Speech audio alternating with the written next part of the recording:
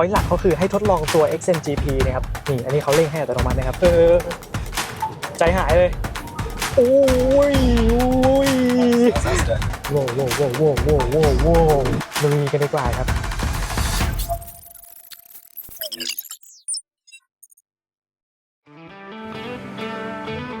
มาครับมาทดลองขับขี่โมนา M03 กันในเมืองกวางโจวนะครับทำใบขับขี่ชั่วคราวมาเรียบร้อยแล้วพอยต์หลักก็คือให้ทดลองตัว XNGP นะครับเพราะว่าคันนี้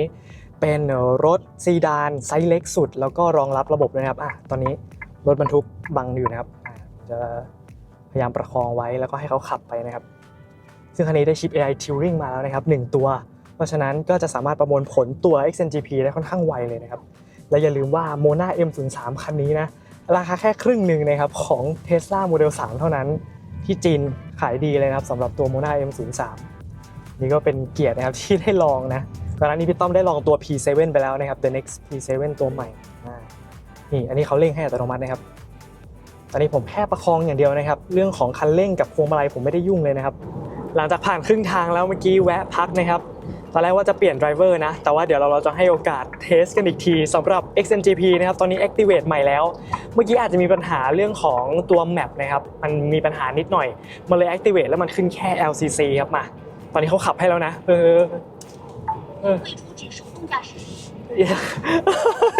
จู่ๆมันใส่ไปใส่มาครับเมื่อกี้ผมขอเทคโอเวอร์ไว้ก่อนเพื่อความปลอดภัยนะครับเอาใหม่ใจหายเลยโอเคเนี่ยคือใน XNGP แล้วนะมันจะเป็นขีดเดียวนะครับSometimes a lot of trucks. So the car try to avoid it, right? I'm quite scared. ที่มันเบี่ยงไปเบี่ยงมาเยอะไปหน่อยครับ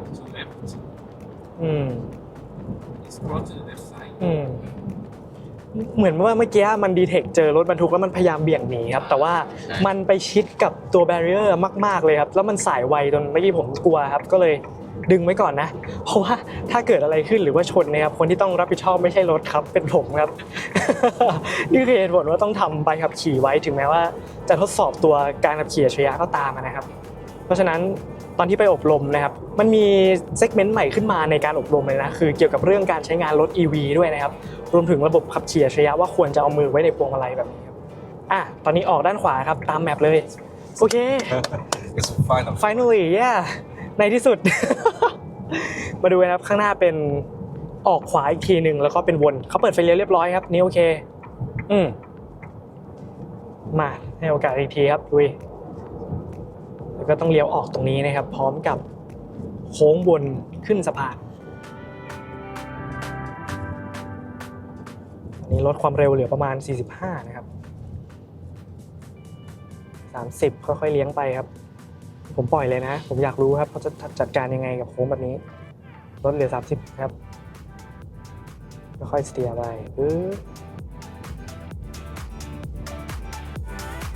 มันไม่ได้เร่งก็ได้เลยนะปล่อยให้รถทำงานแล้ว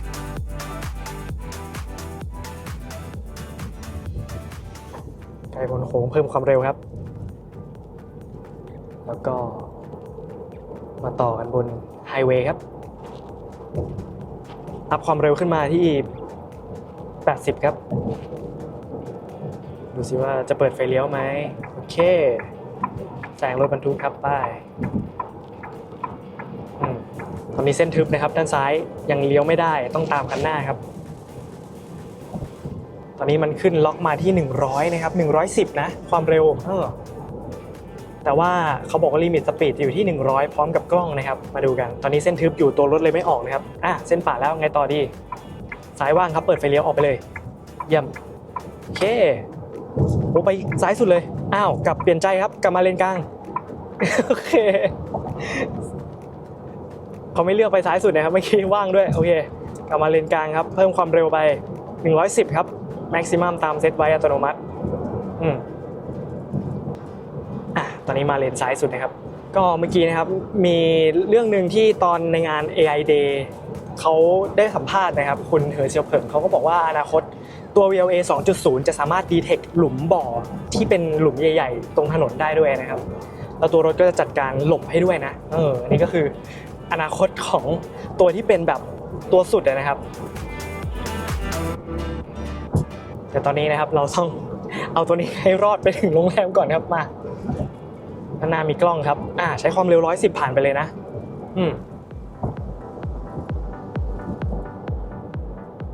ด้านหน้าชะลอเพราะมีสปีดลิมิตที่80นะครับก็ลดลงมา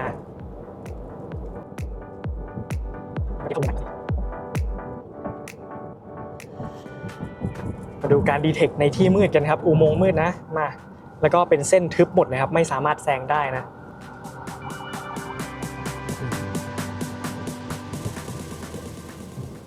ก็เนียนๆไปเรื่อยๆครับไม่มีอะไรก็ล็อกไว้ที่ความเร็ว88กิโลเมตรต่อชั่วโมงในอุโมงค์มืดนะครับแล้วเราก็อยู่เลนซ้ายสุดที่เป็นเลนที่เร็วที่สุดนะครับซึ่ง maximum speed ในอุโมงค์นี้จะอยู่ที่80กิโลเมตรต่อชั่วโมงครับ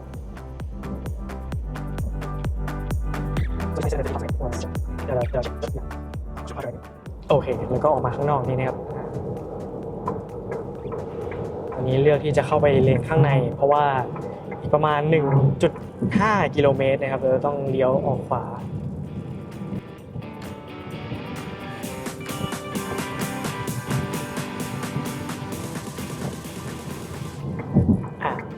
พยายามเลี้ยวไปอยู่เลนขวาแล้วครับเตรียมตัวนะ600 เมตรครับต้องออกขวาอีกรอบนึงเอาไงดีตอนนี้มีรถบรรทุก2คันครับมาเบรกหัวทิ่มนิดนึง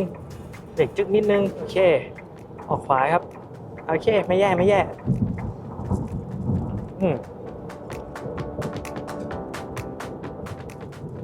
เมื่อกี้ลองถามดูนะครับว่าถ้าเกิดปล่อยให้ XNGP ทำงานแล้วเราแบบไม่เข้าไปยุ่งไม่อะไรเลยเหมือนปล่อยมือหรือว่าถ้าหมดสติไปครับเขาบอกว่าตัวรถก็จะเปิดไฟฉุกเฉินแล้วก็เบรกหยุดนิ่งเลยนะครับในเลนนั้นๆไปเลยนะครับก็ไม่ได้มีระบบในการเบี่ยงเข้าข้างทางให้นะครับเหมือนในฝั่งของแบรนด์ที่เขาร่วมมือกันอย่าง Volkswagen นะครับแล้วก็ที่น่าสนใจคือ Volkswagen เองก็ประกาศกับ XPeng แล้วนะครับว่าจะร่วมใช้ตัวระบบ VLA 2.0 ที่เป็น large model ด้วยสำหรับตัวโมเดลใหม่ๆรถไฟฟ้าของตัวทาง Volkswagen ด้วยนะครับ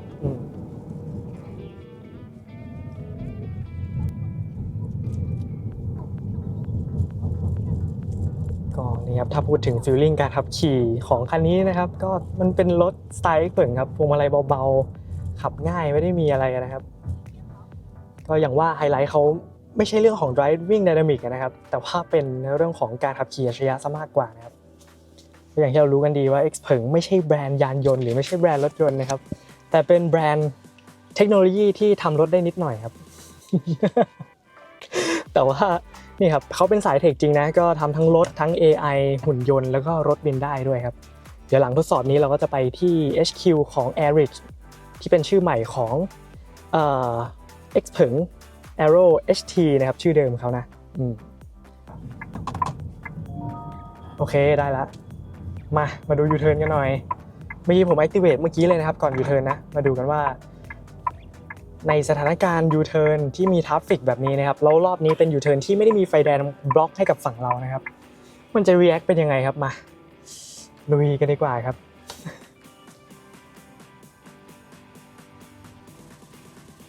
So how many cameras? Oh, 10 or 12. โอเคนี่ครับไปนี่เองไม่มีรถพอดีครับจังหวะนี้โอ้จังหวะง่ายครับไปเลยโอเคสมูทครับได้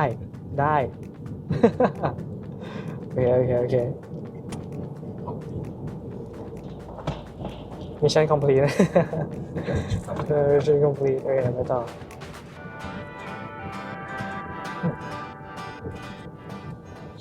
Whoa. It's pushed to the limit. It's fine. โอ้เมื่อกี้ชิดขอบมากเสียวมากแอบเอามือแตะนิดนึงด้วยครับเมื่อกี้เขาบอกว่ามันโอเคมันได้แต่ว่ามันจะเฉียดหน่อยครับเขาบอกรถเห็นนะแล้วก็ที่น่าสนใจคือเขาเคยได้ทดสอบใน G7 นะครับที่เป็น SUV ตัวใหม่ว่าแม้แต่อะไรที่ต่ำๆอย่างยางหรืออะไรเงี้ยเขาก็ดีเทคได้นะครับถึงแม้จะต่ำกว่าตัวรถมากๆมันก็พยายามหยุดให้นะครับแต่ผมว่าความท้าทายก็คือถึงแม้ XNGP จะเป็นระบบแบบเดียวกันแต่ว่าฮาร์ดแวร์ของรถแต่ละคันไม่เท่ากัน ราะฉะนั้นการนี้ครับที่มันตอบสนองก็จะแตกต่างกันครับ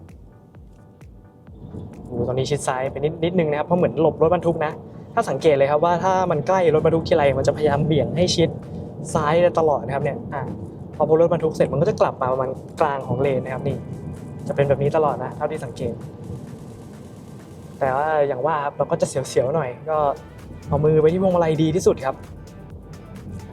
หน้าตัดหน้ากลับเข้ามาแต่ว่าเรื่องของการเว้นระยะอะไรนี้ผมว่าโอเคนะครับกำลังดีเลยไม่ได้ห่างเกินไปแล้วก็ไม่ชิดจนเกินครับแต่ว่ามันก็จะมีช่องเหลือให้รถคันหนึ่งสามารถแซงเราได้อยู่ตลอดนะครับเนี่ยจะเหลือประมาณรถคันหนึ่งเข้าได้พอดีครับซึ่งณตอนนั้นที่ผมใช้เมื่อ2 ปีที่แล้วเขาก็จะแนะนำว่าใช้ XNGP ก็จริงแต่ว่าให้ปรับตั้งค่าตัวระยะห่างนะครับที่ประมาณ1เลเวลหรือว่า1เมตรนะครับแต่ว่าตอนนี้ไม่ต้องทำอะไรเลยครับก็คือปล่อยให้เขาจัดการเลยมันก็จะคำนวณไม่ว่าเราจะขับขี่ในเมืองบนทางหลวงหรือว่าในซอยแคบเองนะครับเว้นให้มันเหมาะสมตามระยะนี่รถตัดหน้าสมูทนะครับเหมือนเขาดีเทคด้านข้างเสร็จปุ๊บพอรถมันจะแซงมันก็ชะลอแบบอันนี้เนียนนะใช้ได้เลย